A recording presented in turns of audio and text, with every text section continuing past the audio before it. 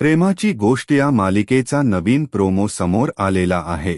त्यात बघायला मिळत, सागर पुन्हा एकदा सईवर भडकतो आणि तिला ढकलून देतो। ते बघून मुक्ता आता त्याला शिक्षा देण्याचा विचार करत असते। तुम्हाला याचा ओरिजिनल प्रोमो बघायचा असेल तर डिस्क्रिप्शन मधील लिंकवर क्लिक करा।